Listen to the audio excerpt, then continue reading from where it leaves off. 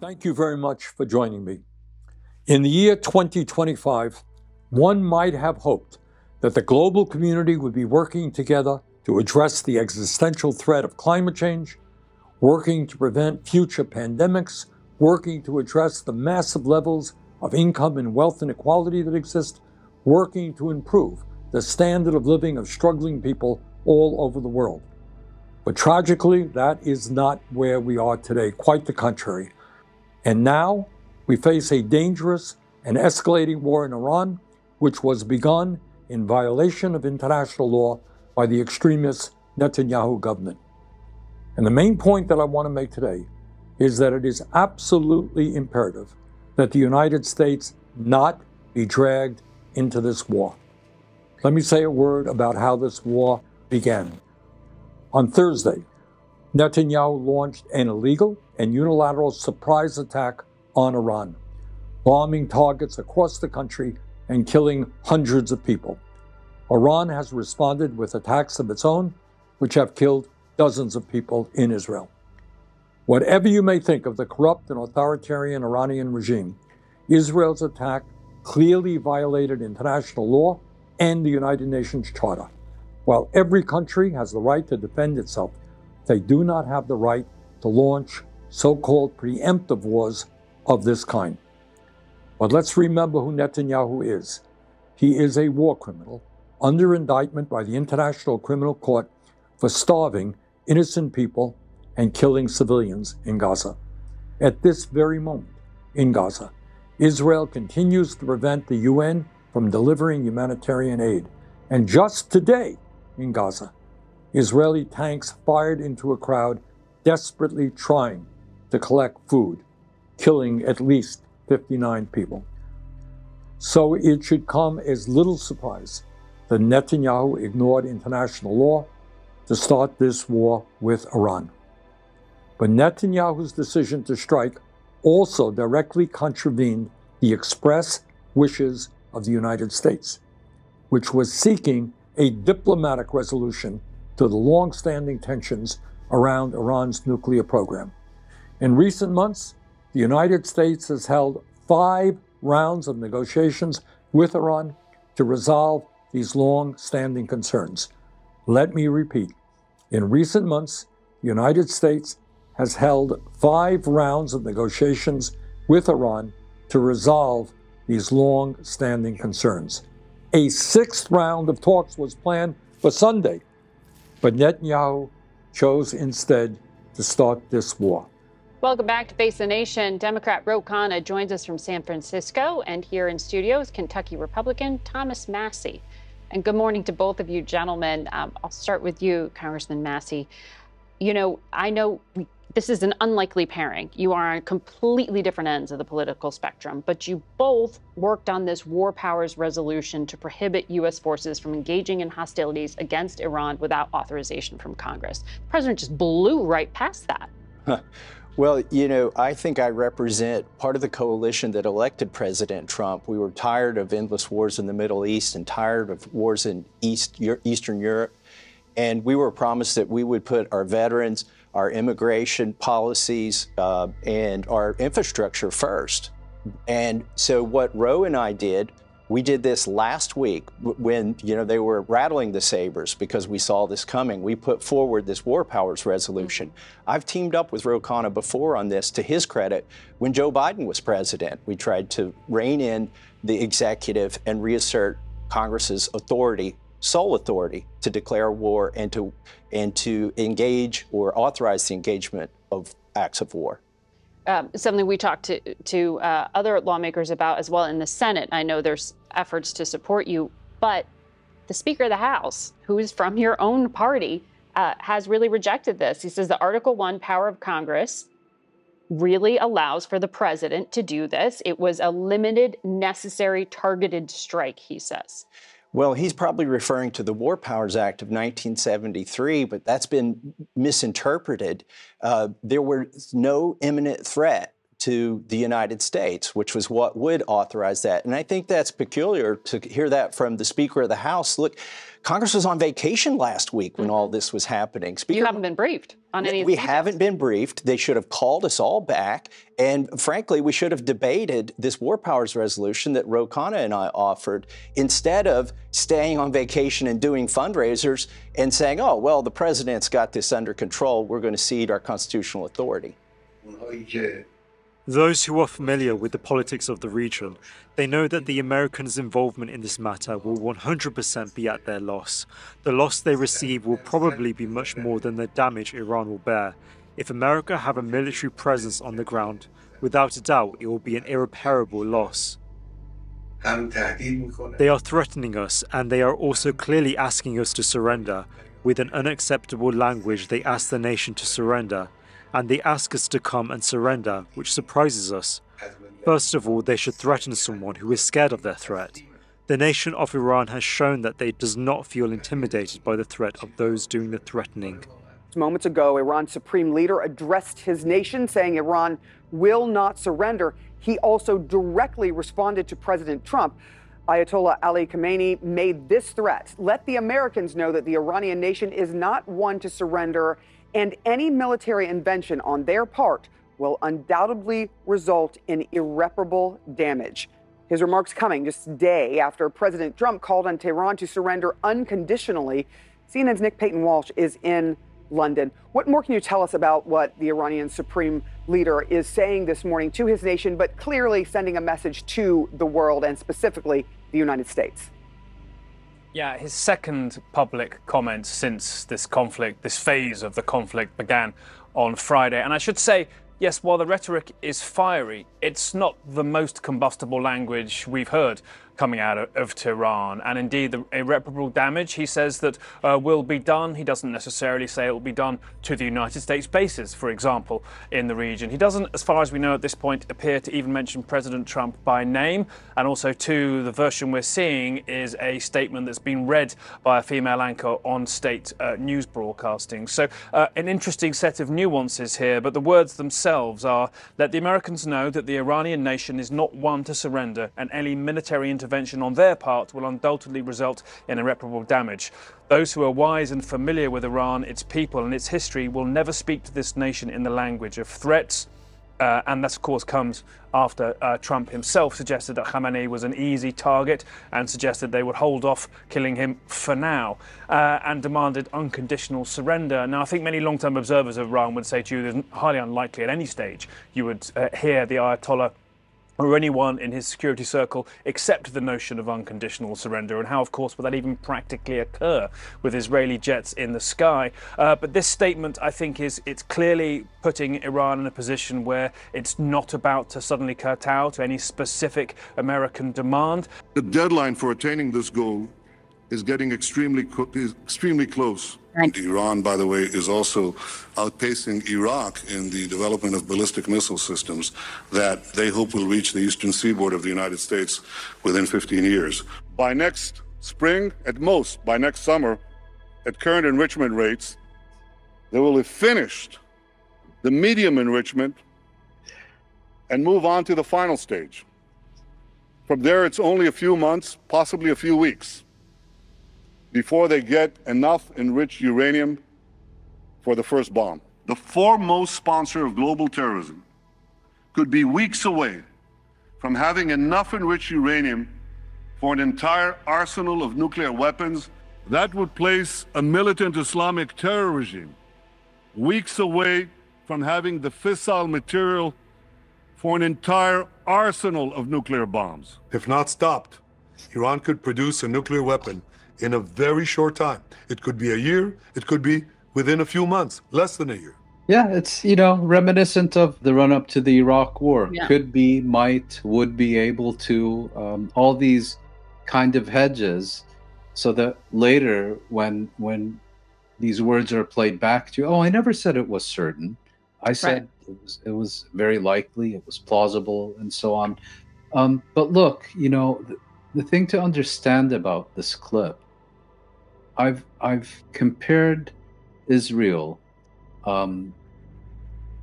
inciting against or campaigning against nuclear proliferation in the Middle East to a drunken sailor slurring his way through a sermon against sobriety, and then immediately once he's done, going to the bar, demanding a drink, and being given a free bottle by the American bartender and being told it's on the house because we were so impressed by your oratory.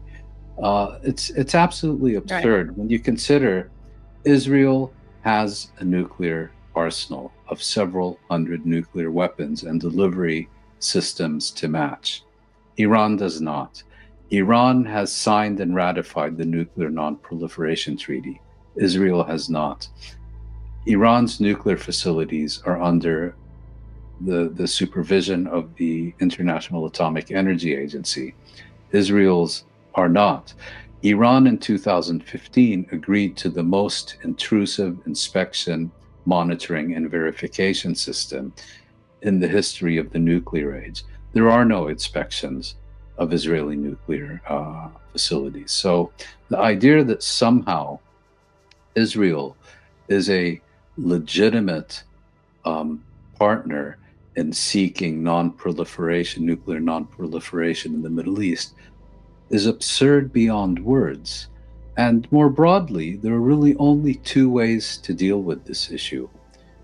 Either the Middle East is transformed into a nuclear-free region where no state possesses nuclear weapons, and for that matter, any other weapons of mass destruction, or Israel maintains its nuclear monopoly, in which case it will be repeatedly challenged until that challenge ultimately succeeds. And until it succeeds, we will see Israel launching increasingly devastating, as in this case, unprovoked wars of aggression against states that are seeking to challenge its nuclear monopoly. Because from Israel's perspective, as was demonstrated by its attack on Iraq's nuclear reactor in 1981 and in Syria in 2007, it is not about preventing, or not only about preventing any other state in the region from possessing a nuclear weapon. It is ensuring that no other state in the region has the technological capacity to develop a nuclear weapon. And as you pointed out, I mean, no one, it's kind of it's like the open secret of Israel that they have this nuclear arsenal. Try to get any Western government to tell you that Israel has a nuclear weapon. Right. Seriously, no one will tell you. Ask them, does Israel have a nuclear weapon? And you'll get two answers.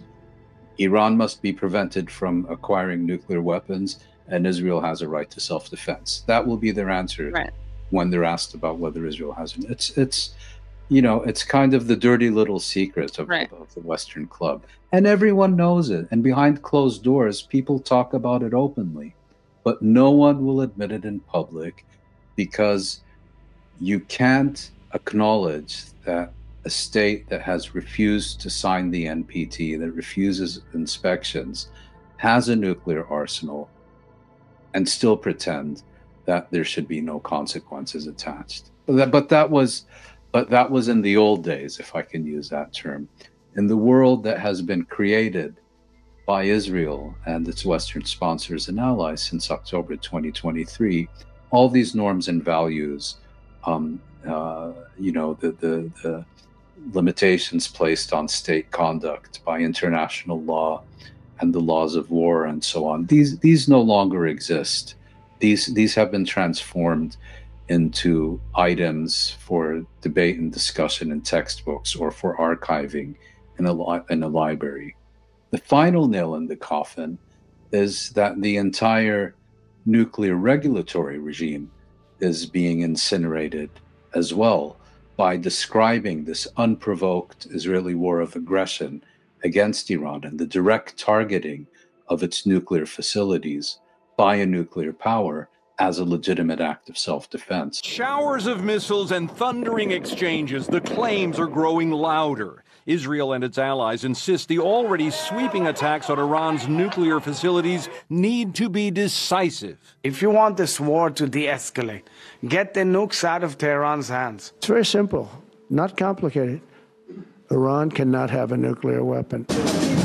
For decades, Iranian leaders have been building a nuclear program which they say is for research and to generate electricity. Indeed, just days ago, Iranian leadership reiterated they have no intention of building a nuke. But intelligence and military analysts say Iran has long been stockpiling refined uranium, developing more powerful missiles, and mining the technical knowledge of allies, including Russia, with hopes of someday becoming the world's 10th nuclear-armed nation. The Iranians are definitely much closer than they were 5 or 10 years ago, and it is certainly true that they've gotten a lot closer to deploying a weapon of this type than they were even a year or two ago. How big would an Iranian nuke be? Some analysts suspect it would pack about 2/3 of the explosive power of some bombs developed by the U.S. in the 1940s and 50s. U.S. intelligence predicts a viable weapon could still be years away, but the Israelis argue it might come much quicker. We decided to act because we saw enough uranium, enriched uranium, for 9 bombs, and all they had to do was weaponize them. Netanyahu did not offer specific evidence. The Israelis have made such claims before. Right here. And the complete equation is more complicated. Any Iranian nuke would have to be miniaturized enough to be carried by a missile, plane, or other delivery mechanism. It would need to evade Israel's robust detection and defense systems, and it would have to work. But if just one made it through, it could obliterate a large portion of a major city.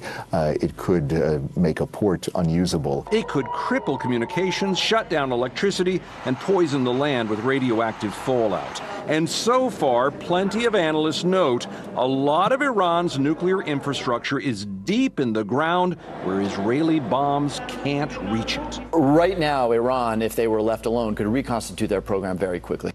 Again, the Iranians say they have no plans to produce a nuclear weapon, even as the Israelis say they just can't take their word on that, can't afford to be wrong about the nuclear aspirations of their old foe, not even once. Tom Foreman, CNN, Washington. So let's just remember what Donald Trump said. This is what got him elected the first time. This is when everything changed and when people started to refer to Donald Trump as a peace candidate. And here we go. They lied. Okay. They said there were weapons of mass destruction. There were none, and they knew there were none. There were no weapons of mass destruction. Obviously, the war in Iraq was a big, fat mistake, all right? Now, you can take it any way you want, and it took Jeb Bush, if you remember at the beginning of his announcement, when he announced for president, took him 5 days. He went back. It was a mistake. It wasn't a mistake. Took him 5 days before his people told him what to say. And he ultimately said it was a mistake. The war in Iraq, we spent $2 trillion, thousands of lives. We don't even have it. Iran is taking over Iraq with the second largest oil reserves in the world. Obviously, it was a mistake. So George Bush made a mistake. We can make mistakes, but that one was a beauty. We should have never been in Iraq. We have destabilized the Middle East. But so you still think he should be impeached? I think it's my turn, isn't it? You do whatever you want. You call it whatever you want. I want to tell you, they lied. Okay. They said there were weapons of mass destruction. There were none, and they knew there were none. There were no weapons of mass destruction. And now Trump is lying to you that Iran has a nuclear bomb or a nuclear or are weeks away from getting a nuclear bomb. The Ayatollah, Tulsi Gabbard gave testimony just a few weeks ago or a month ago in Congress saying, no, the assessment of our intelligence community is that they're not seeking a bomb. They don't have a bomb. They don't. And again, there was There's no international inspections. All this stuff that Iran had agreed to under the Obama nuclear deal. And so anyway, here we are. So that's what Trump used to say. That's what Trump used to say. Just to remind you, what is actually happening is this. This is a plan put in place long before, and then they just find reasons that people will get behind in the United States to make it okay so we don't have a revolution here. Here's Wesley Clark. About 10 days after 9/11, I went through the Pentagon and I saw Secretary Rumsfeld and Deputy Secretary Wolfowitz. I went downstairs just to say hello to some of the people on the Joint Staff who had used to work for me. And one of the generals called me in. He said, "Sir, you got to come in. You got to come in and talk to me a second." I said, "Well, you're too busy." He said, No. He says, "We've made the decision. We're going to war with Iraq." This was on or about the 20th of September. I said, "We're going to war with Iraq. Why?" He said, "I don't know." He said, "I guess they don't know what else to do." So I said, "Well, did they find some information connecting Saddam to Al-Qaeda?" He said, No. He says, "There's nothing new that way. They just made the decision to go to war with Iraq." He said, "I guess it's like we don't know what to do about terrorists, but we got a good military and we can take down governments." And he said, "I guess if the only tool you have is a hammer, every problem has to look like a nail." So I came back to see him a few weeks later, and by that time we were bombing in Afghanistan. I said, "Are we still going to war with Iraq?" And he said, "Oh, it's worse than that." He said, he reached over on his desk, he picked up a piece of paper, and he said, I just got this down from upstairs, meaning the Secretary of Defense's office today, and he said, "This is a memo that describes how we're going to take out 7 countries in 5 years, starting with Iraq and then Syria, Lebanon, Libya, Somalia, Sudan, and finishing off Iran." And here we are. So that's what's really happening. Just so you know, this was a plan they had in place all along, and they were just waiting for the right time.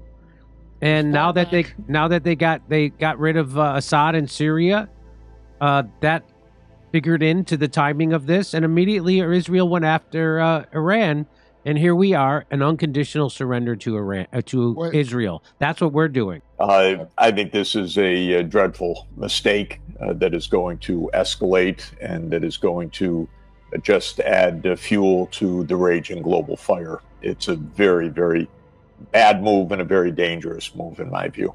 Absolutely. There is no intrinsic reason why the United States should be at war with Iran. We are in this war because of Israel, and more specifically because of a particular vision of Israel that has been led by Benjamin Netanyahu for 30 years. He's been prime minister for most of the period since 1996. And he has had a radical view of Israel's place in the Middle East. That is that Israel should have the freedom of maneuver to do what it wants and to set its borders, more specifically to prevent there being a Palestinian state, and to oppose and to bring down any government in the Middle East that opposes his expansionist vision. And so Netanyahu has been a proponent of war for 30 years. Now, if it were just left to Israel's own devices, that would have been sad. But Netanyahu's strategy for 30 years has been to drag the United States into Israel's wars. And because of the power of the Israel lobby or the Zionist lobby in the United States, Netanyahu has succeeded time and again in dragging the United States into absolutely unnecessary wars that have done nothing for America's interests or for world peace, but rather have played out a delusional set of ideas of Netanyahu and his political coalition in Israel. We just got word this morning from Qatar. Let's go ahead and put this up on the screen, guys. This is from the State Department. They say, out of an abundance of caution, we recommend American citizens shelter in place until further notice. So some dire indications there coming out of the State Department.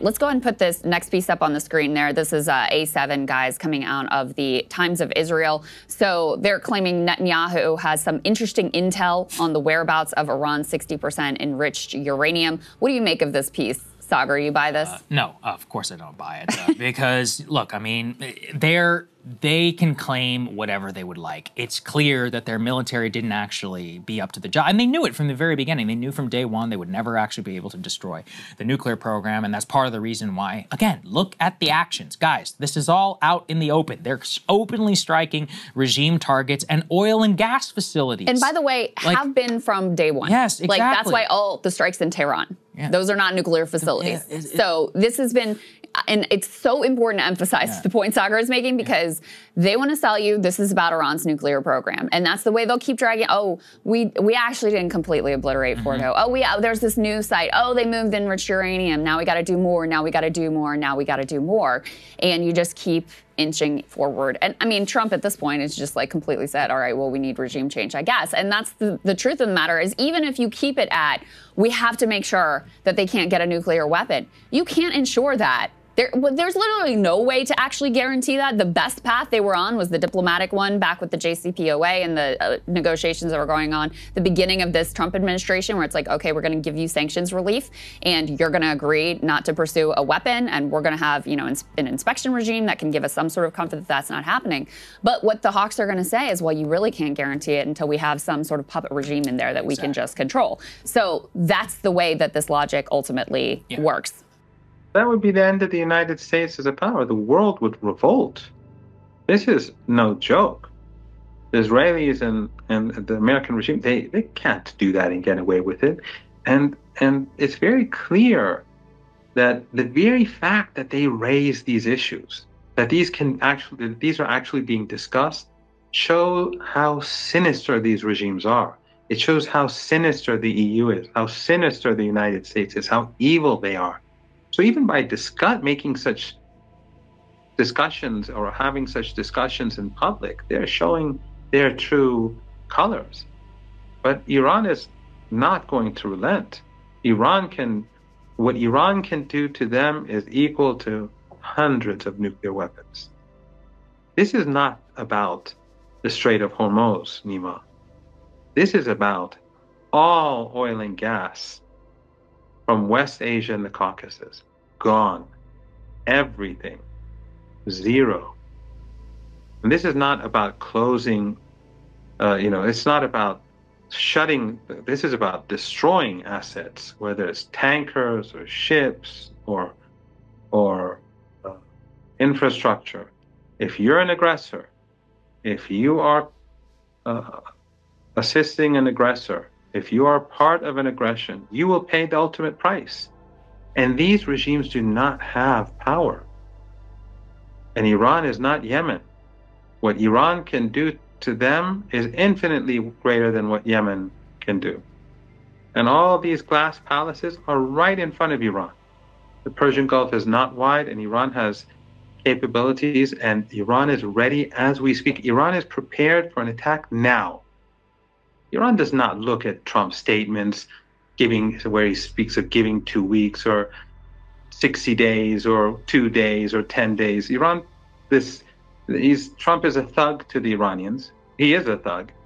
And anything that he says is unreliable, because we saw how he lies and how deceptive he is and how self-contradictory he is. And therefore, the Iranians are prepared as we speak. So if I was in Qatar, I would be, I would be leaving, actually. If I was living in any of these countries, I'd be seeking a way out now. And again, this is not just Iran. Iraq will take what is theirs, and the Yemenis will take what is theirs. It's going to be hell on earth for the Western camp. But as all of you know, we suddenly faced with the aggression by American forces to our nuclear facilities. The Islamic Republic of Iran condemns, in the strongest terms, the United States' brutal military aggression against Iran's peaceful nuclear facilities. It is an outrageous, grave, and unprecedented violation of the fundamental principles of the Charter of the United Nations and international law. The warmongering and lawless administration in Washington is solely and fully responsible for the dangerous consequences and far-reaching implications of its act of aggression. The US military attack on the territorial integrity and national sovereignty of a UN member state carried out with genocidal Israeli regime, carried out in collusion with the genocidal Israeli regime, has once again revealed the extent of the United States' hostility towards the peace-seeking people of Iran, who will never compromise over their independence and sovereignty. So let's be clear. Israel's attack was specifically designed to sabotage American diplomatic efforts. In fact, in its first round of strikes, Israel assassinated the man overseeing Iran's nuclear negotiating team. And let's also remember that U.S. intelligence has never indicated that Iran has made the decision to build a nuclear weapon. Just a few months ago, Trump's own Director of National Intelligence, Tulsi Gabbard, testified to Congress that, quote, the intelligence community continues to assess that Iran is not building a nuclear weapon, end of quote. But Netanyahu chose to attack, crippling diplomatic efforts and risking a full-blown regional war. He is now openly talking about regime change in Iran and threatening to kill the political leadership of that country without any thought to the chaos that might ensue. Let's also not forget that the current Islamic regime in Iran is itself the product of a Western-backed coup in 1953 that overthrew the democratically elected government of Iran and replaced it with a corrupt autocrat.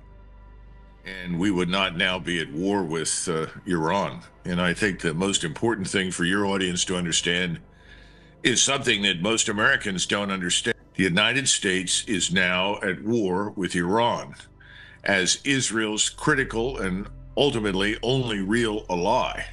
It's very important to understand that, because this is something that Israel, its lobby, and ultimately its agents in the United States have tried to bring on for 30 years. They've now achieved it, which explains why Mr. Netanyahu last night was almost giddy in his response. He knows that he's finally got what he wants, because this war is going to expand. It's going to take time.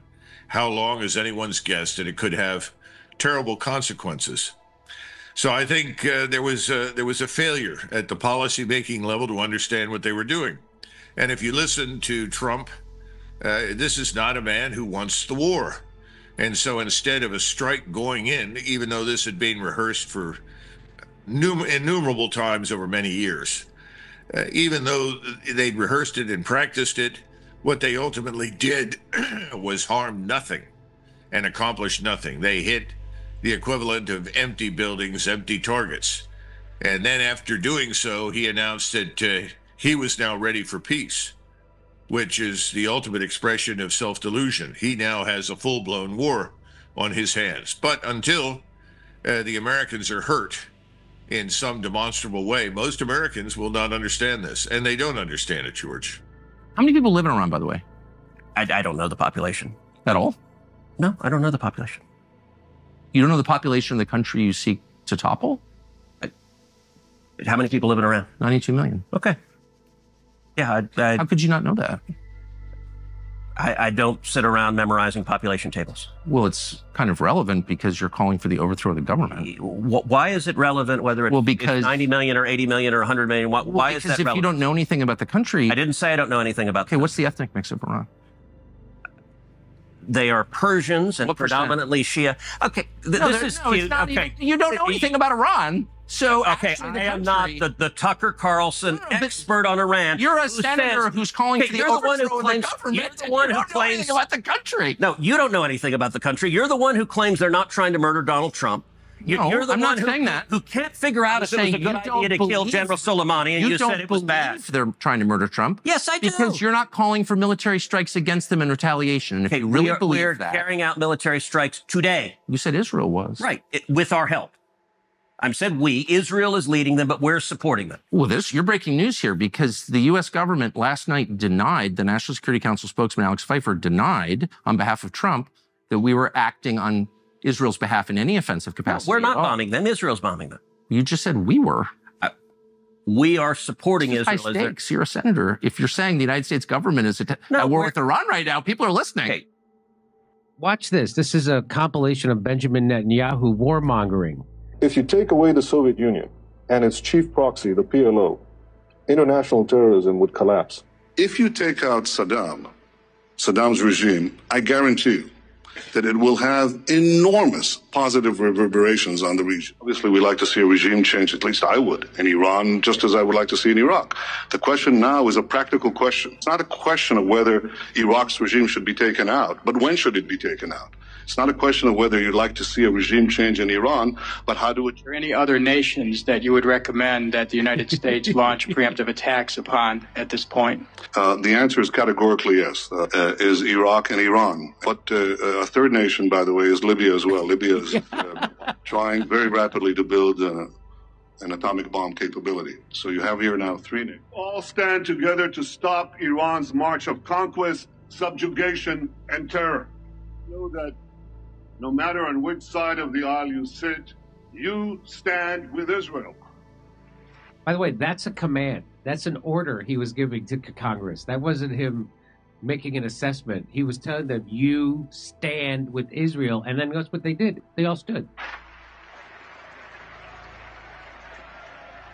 But to put it simply, Netanyahu leads a political movement of territorial expansion of Israel and domination over the Palestinian people.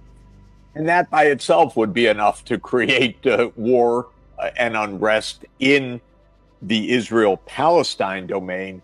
But Netanyahu's idea since the mid-1990s, in combination with American neoconservatives who have held power all along, is that every other country of the Middle East that objects to that expansionist vision should be brought down by war or regime change.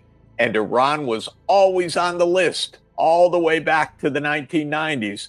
And Netanyahu's been begging and cajoling and instigating what finally happened yesterday. We have a president who the ancient Greeks would have called acratic, meaning no self-control. And Netanyahu goaded Trump, convinced Trump, cajoled Trump to launch a war with Iran. I think this needs to be recognized as, first and foremost, a war launched by Israel to preserve its monopoly over the possession of nuclear weapons in the Middle East. And this is a monopoly that is not going to exist indefinitely. So either we work towards a nuclear-free Middle East, or we work towards some kind of workable arrangement to deconstruct that monopoly, or we're looking at periodic wars exactly like we're seeing today by Israel to maintain that monopoly. And it's a campaign that will ultimately fail. And it could be failing very soon precisely as a result of this war. Secondly, as I mentioned earlier, I do not think that diverting attention from the genocide in Gaza was a primary motivation for Israel in launching this war. I think it's very much an added benefit, and it will become an even bigger benefit to Israel if it succeeds in persuading the Trump administration to launch a war of its own against Iran by, bombing Iran and then all the potential regional consequences. And when that hits, I think it's very important to keep very focused on what Israel is doing to the Palestinians, because Israel, particularly with the radical extremist loonies currently running its government, will see this as a golden opportunity. We'll see this as an opportunity that won't come again, and will do everything within its power to take advantage of that opportunity. The Islamic Republic of Iran continue to defend Iran's territory, sovereignty, security, and people by all means necessary against not just US military aggression, but also the reckless and unlawful actions of the Israeli regime. While President Trump was elected on a platform of putting an end to America's costly involvement of forever wars in our part of the world, he has betrayed not only Iran by abusing our commitment to diplomacy, but also deceived his own voters by submitting to the wishes of a wanted war criminal who has grown accustomed to exploiting the lives and wealth of American citizens to further the Israeli regime's objectives. The US act of aggression against Iran's peaceful nuclear facilities constitutes not only a flagrant breach of the UN Charter, especially the prohibition of the use of force under Article 2, Paragraph 4, and the obligation to respect the state's territorial integrity and sovereignty, but also a violation of UN Security Council Resolution 2231.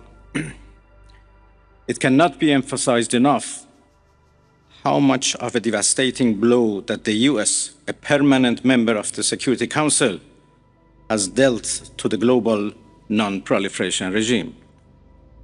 Let's put AA, please, up on the screen. This is arguably the most important indication that's yet come out of Iran. We'll contextualize it for you. The Iranian parliament has reportedly backed closing the Straits of Hormuz, obviously, which could spike the price of oil, where, what is it, some 30–40% of the world's oil moves through. Very, very important for the Chinese economy. Now, again, just to explain here, what the Iranian parliament did, and there are several different parts of the government. It's not exactly a parliamentary democracy, okay?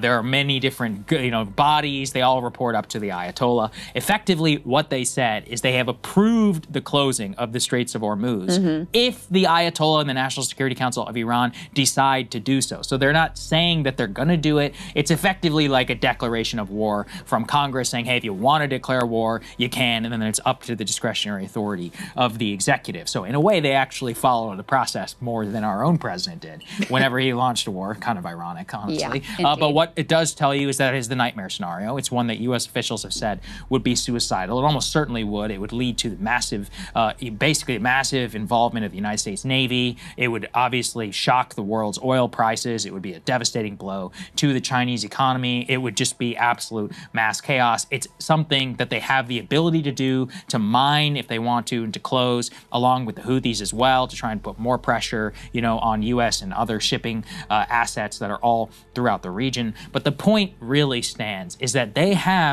a lot of optionality right now. They're looking all across the world. By the way, another reason why that Qatar thing is so significant is it's not about U.S. citizens in Qatar. It's about the fact we have a massive airbase in Qatar. Now, reportedly, a lot of the U.S. assets were taken out of that at the beginning, but this was always a big nightmare, is that airbase is very strategic. It was a key staging point for U.S. troops, for logistics-wise, during the war in Iraq. There's thousands of American service members that are not just there, but also in the region. Bahrain, you have the Fifth Fleet, and you have now 2 carrier strike groups that are there as well. Put that together, with Iraq and with Syria, there are so many different vectors through which they could attack the United States, U.S. assets, American citizens, if they wanted to. That is the danger. Now, are they going to decide to do that? The Americans have basically said that's going to be suicidal. Again, I ask for strategic empathy. If somebody said that diplomacy with you is a ruse, and if somebody said, well, we strike your facilities, but it's not, that's it, no more, and then the president, the chief decider, comes out and says, actually, it's about regime change, what would you do? The Strait of Hormuz won't even be important. If there is no oil being pumped out of the ground, if there is no gas being pumped out of the ground, if there are no tankers to take that oil or any ships to take that gas, closing the Strait of Hormuz is irrelevant. And this will be a long-term change. And Iran doesn't have to do anything about Bab al-Mandab. Yemen will do it. And the Americans won't be able to do anything about it because their economy will be in free fall. And they'll be busy with Iran too. And when Iraq and the Popular Mobilization Forces deal with the Americans and their assets and the oil exports where they're not being paid, the Americans keep the money in their banks, Iraqis can shut down the oil until the Americans surrender their money. And the Iraqis can take their land back, what was historically theirs in the South. There's nothing the Americans can do about that anymore. The world has changed. So you'll see a different map, and you'll see new regimes or new governments or new states emerging in the years to come. And there will be no American presence. It will be ugly. It will be full of death and destruction and misery across the world. And that I don't want to see. You'll see tens of millions, if not more, on the move across the world. When economies collapse, they'll be searching for somewhere to go. And where did they go historically? They go to Europe. They go to North America. So if they're worried about refugees now, the flood is coming. A huge flood is coming up, like a biblical flood is coming their way. Well, first of all, the tragedy in this country is that we keep entering these overseas wars. We triumphantly declare the mission is accomplished the day after, and then we're left with Americans bearing the consequences for decades. Now, Thomas is absolutely right in showing courage. I mean, the headlines all across this country says the United States enters war with Iran. He is actually representing a lot of the people in the MAGA base, people like Steve Bannon, Tucker Carlson, Marjorie Taylor Greene, Theo Von, who has had them on, who's saying, we don't want this war. And I heard your interview with Secretary Rubio. He's saying, well, we want a peace deal. We want to make sure that Iran can enrich uranium through civil purposes. Well, we had that. We had that in the JCPOA, and there was not a single violation that the IAEA found during that time. So my question, I guess, is now you're going to force Iran to go covertly in developing this nuclear material. Now you've put American troops at risk. Now you're wasting billions of our dollars because we're sending more troops to the Middle East. What did you accomplish, and why are you oblivious to the American people who are sick of these wars? President Putin, Russian President Putin, said something very interesting in 2017 in an interview that he gave with the French newspaper Le Figaro, and I always found it quite striking. He said that he had dealt with many American presidents by that point, by 2017, and he said they come into power with ideas, but then men in dark suits and briefcases with blue ties come and explain to them the reality, and you never hear of those ideas again. And what Putin was saying, and he knows it well, given his own political history. The CIA, the deep state in the United States, the intelligence community, the Pentagon, the armed services committees of Congress, the military contractors, they're the men in the dark suits and the blue ties and the briefcases. And they run foreign policy far more consistently than any individual president. And while we see Trump on the social media and all the rest, there is a deep state. There's no doubt about it. There is a continuity of policy that stretches over decades. And we're first seeing that played out. American foreign policy for decades has done Israel's bidding. Not automatically, not immediately, but at least eventually. The United States has gone to war or supported wars on behalf of Netanyahu for 30 years. The Iraq War, the overthrow of the Syrian government, the war in Libya, Israel's invasion of Lebanon, the wars that the U.S. supported in Sudan and in Somalia, and now the new war in Iran. These have been on Netanyahu's checklist all along. So again, this is, I don't want to see this. I don't want to see people live in misery. But if anything does happen, I have no doubt that in Washington, these warmongers who have their talk shows, or who are in the Senate, or who are in the House, or who are in government, people will be seeking them out and saying, who are these guys? Who are these Zionists and neocons that destroyed our world? And the same will be true across Europe. And they will only have themselves to blame. They will have brought it upon themselves. The Islamic Republic of Iran reminds the United Nations, the Security Council, the UN Secretary General, the International Atomic Energy Agency, and other relevant international bodies of their duty and responsibility to take urgent and decisive action in response to this breach of international law. Silence in the face of such blatant aggression will plunge the world into an unprecedented level of danger and chaos. Humanity has come too far as a species to allow a lawless bully to take us back to the law of the jungle. The Islamic Republic of Iran calls on the Security Council to convene an emergency session to unequivocally condemn the criminal act of aggression by the United States against Iran and to hold the administration in Washington accountable for its violations of fundamental principles of United Nations Charter and of norms of international law. The responsibility of the IAEA and its Director General, who through evident bias in favor of warmongering parties paved the way for the current violence and bloodshed, is now clearer than ever.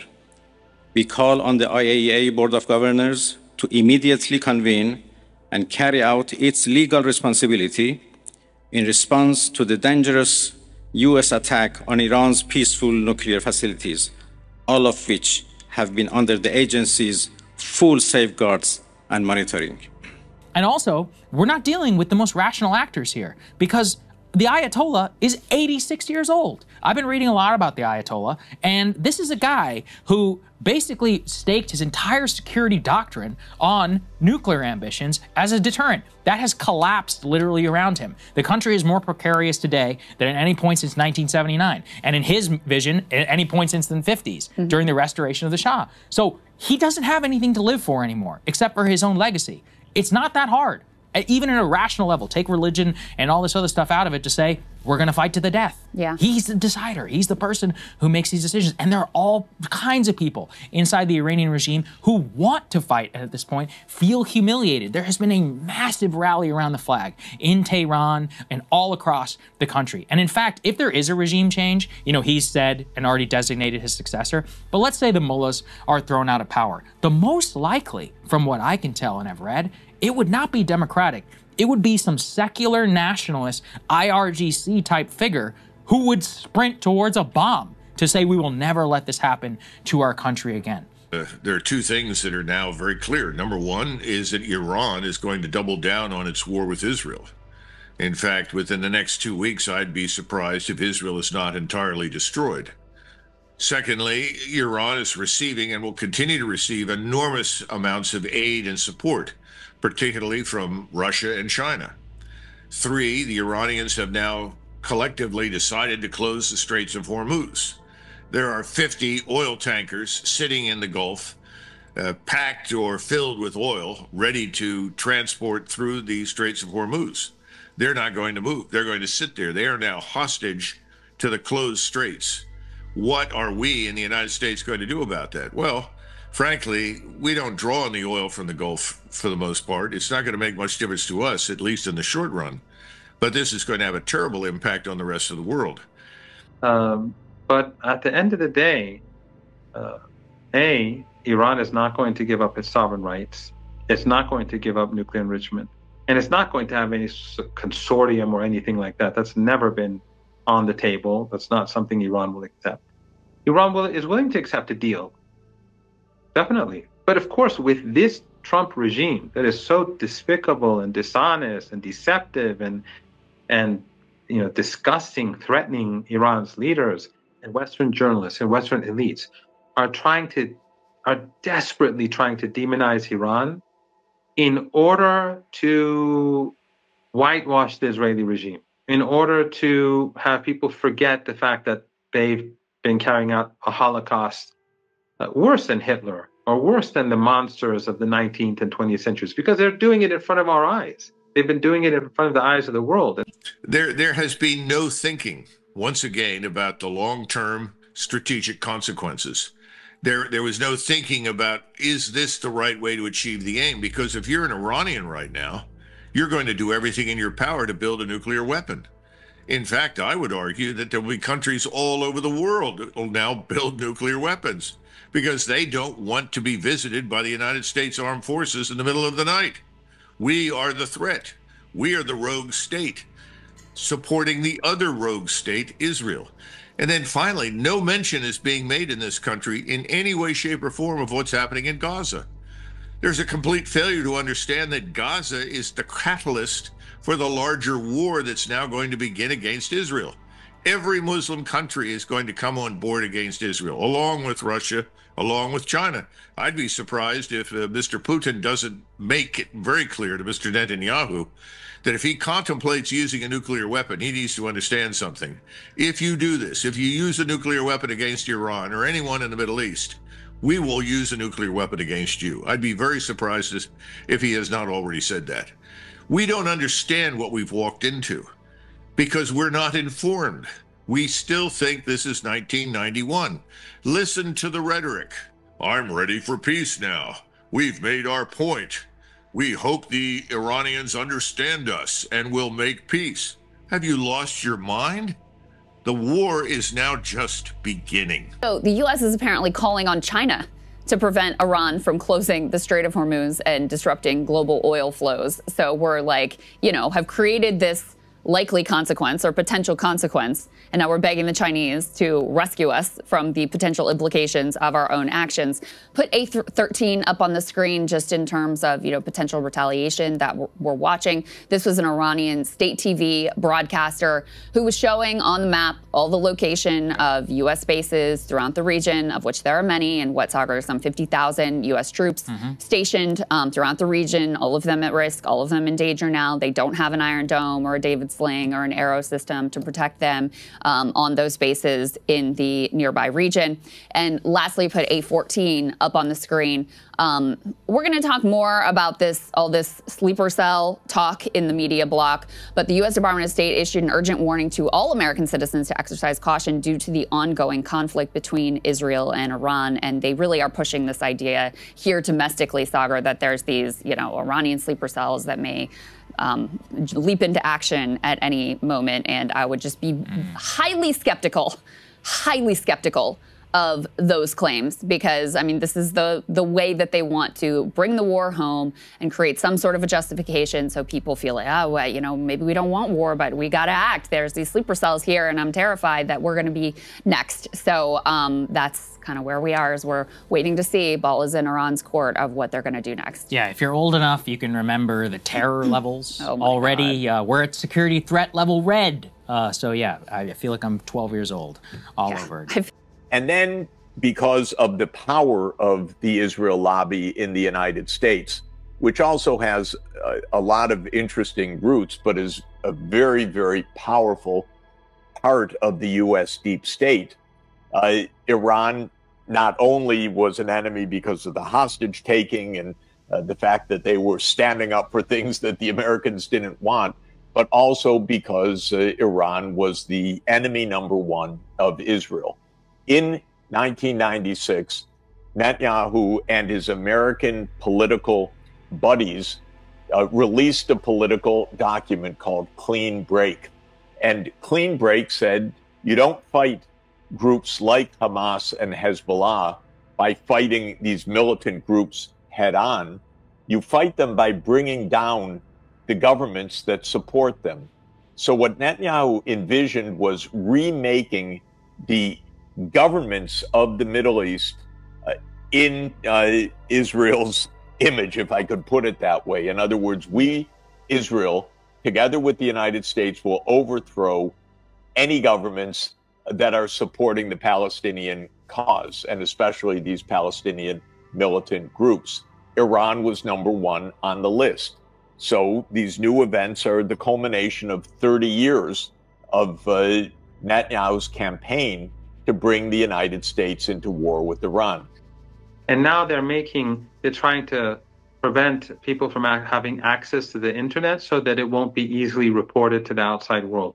And Western media is trying to shift away from Gaza, even though they've already tried to ignore it as much as possible, but they're trying to ignore it even more at a time when the Israelis are carrying out the atrocities that they haven't done before. I mean, they've done everything in the past. They've pulled out the plug for incubators and murdered children and infants.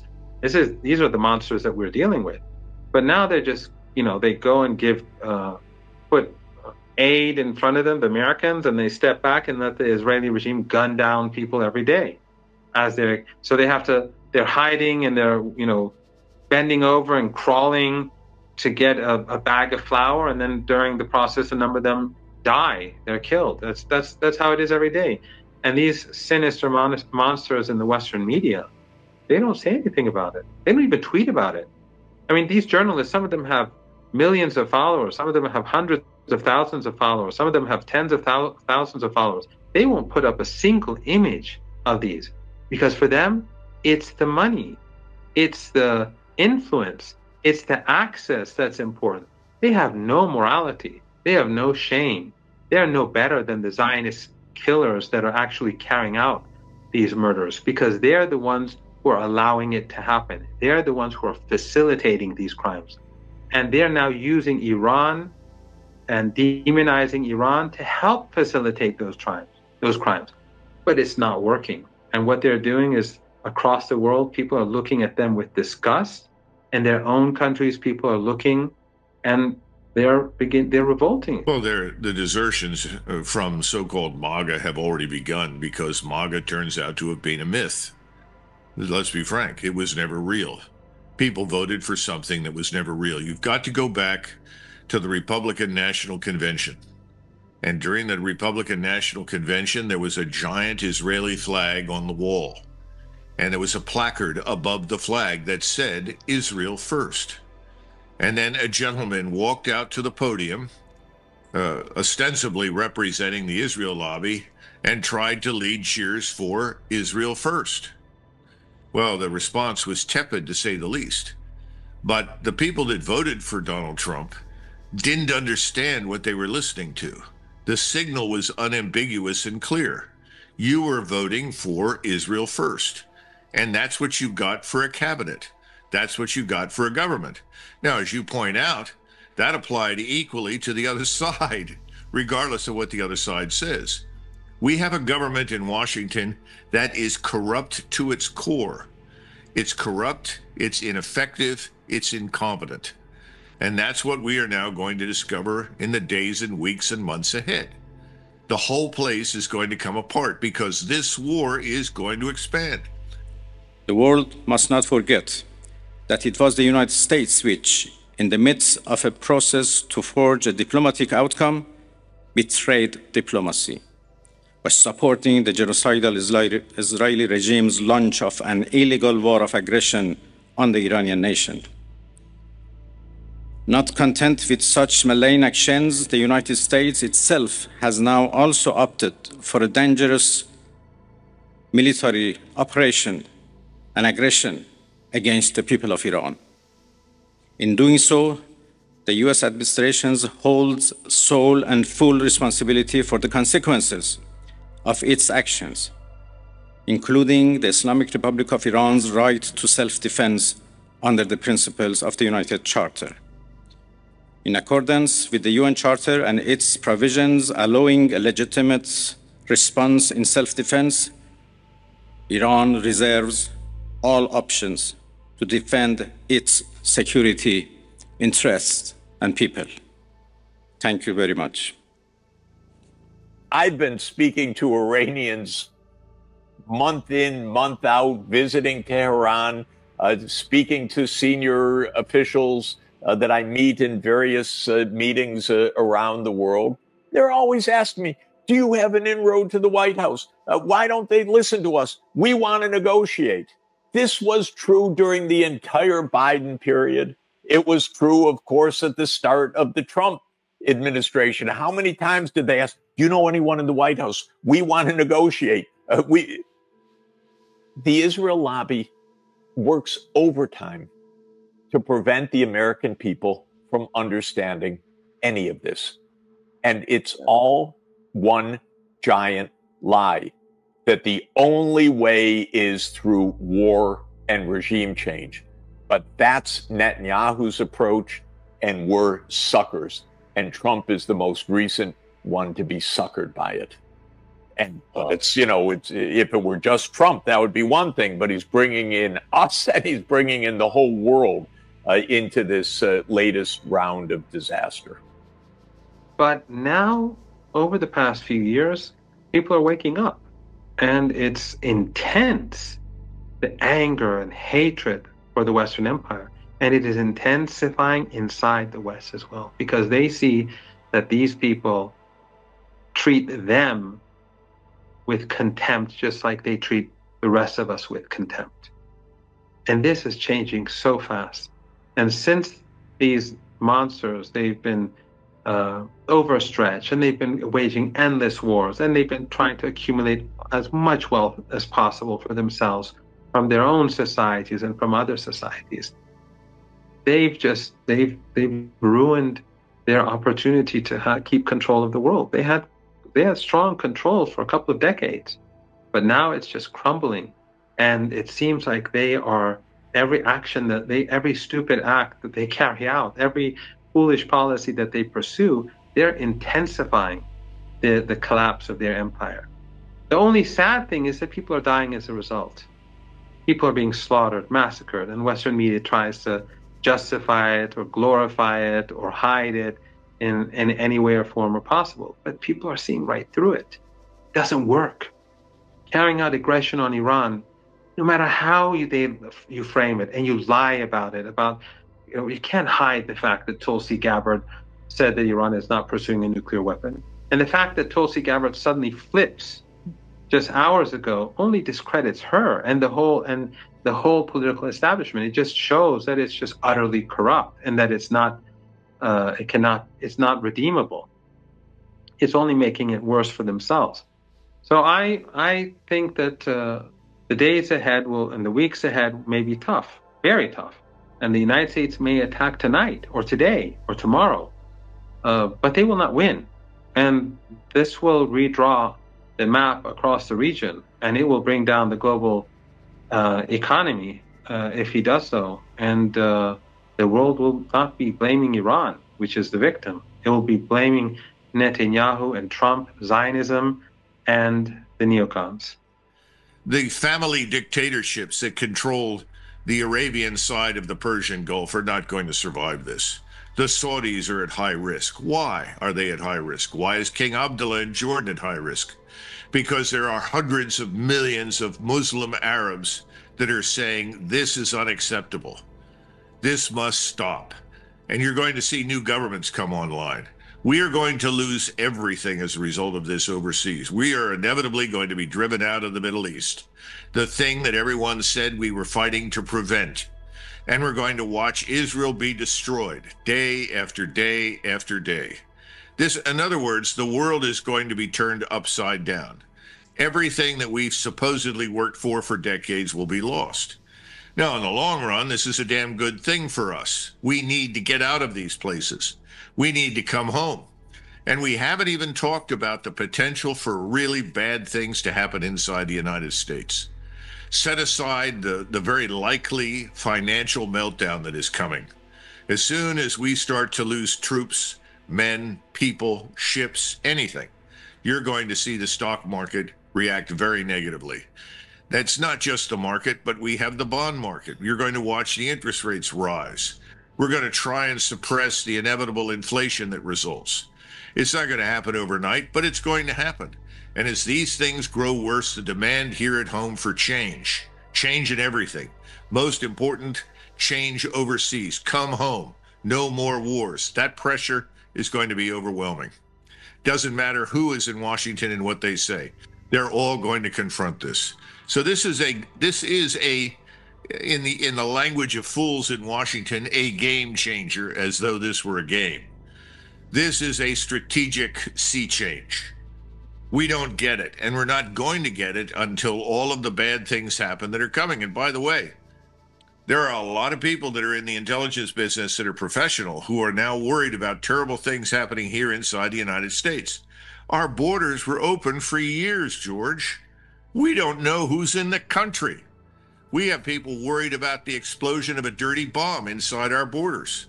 And we should be worried, extremely worried. But until these things happen, the American people will not really wake up. They may walk away from Donald Trump and say, what a mistake we made, but they're not going to demand real action until they're hurt. That's coming. The critical question now is whether the United States will get dragged into Netanyahu's war. In my view, that would be a disaster. The United States must not be involved with another Netanyahu war, not militarily or financially. The United States Constitution is crystal clear. There can be no offensive use of military force against Iran or any other country without an explicit authorization from Congress. No such authorization exists, and any U.S. involvement would therefore be illegal. The United States has already provided hundreds of billions of dollars to Israel over the last many decades. Last year alone, U.S. taxpayers provided more than $22 billion in military aid to Israel. Meanwhile, while providing massive aid to Israel, we have Americans sleeping out on the street, unable to afford health care or other basic necessities. Enough is enough. President Trump ran as a supposed peace candidate. In his inaugural address, he said, and I quote, "My proudest legacy will be that of a peacemaker and unifier. That's what I want to be, a peacemaker and a unifier," end quote. Very fine words. Trump should remember them today. Supporting Netanyahu's war against Iran would be a catastrophic mistake. Instead of going to war, Trump must work with the international community to rein in Netanyahu and urgently push for a diplomatic solution. Netanyahu's illegal attack has made the world a more dangerous place. The United States must not be a part of this war. Thank you very much.